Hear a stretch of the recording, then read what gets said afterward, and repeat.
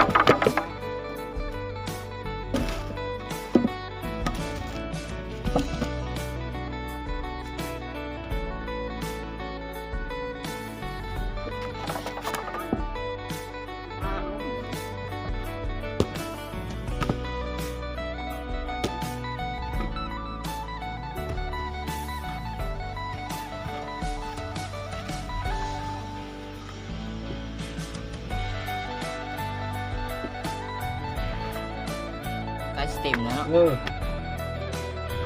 หลายคนเนาะได้ไว้นะ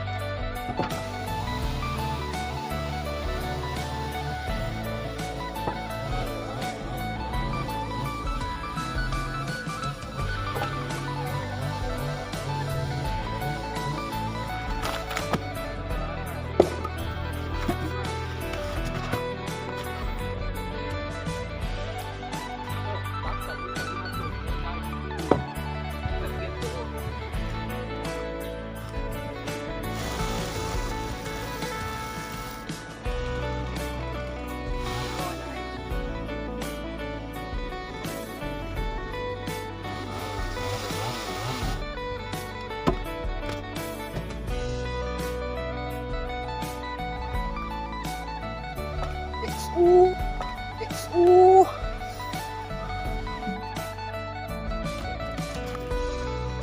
ักๆส่งดังไฟ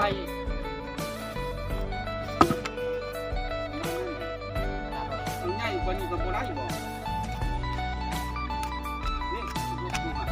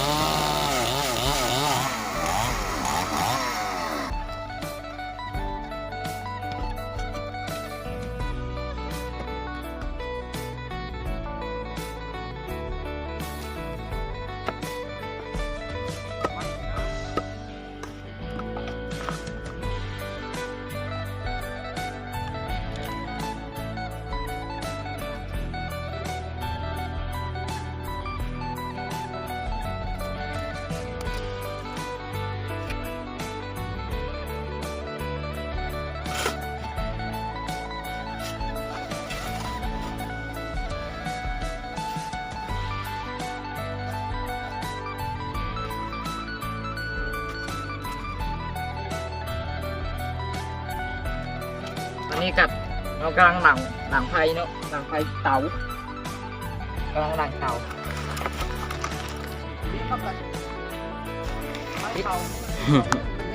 สำหรับคลิปเอาพื้นน้องเต่าของเรามือนี้กัดสีเจ้าลงเพียงจำนี้เนาะถ้ามาก็อย่าลืมกดไลค์กดแชร์กดติดตามของเราในเราไปเป็นกำลังใจคลิปต่อไปสำหรับคลิปนี้ก็กล่าวก็ว่าสบายดีไปเมื่อ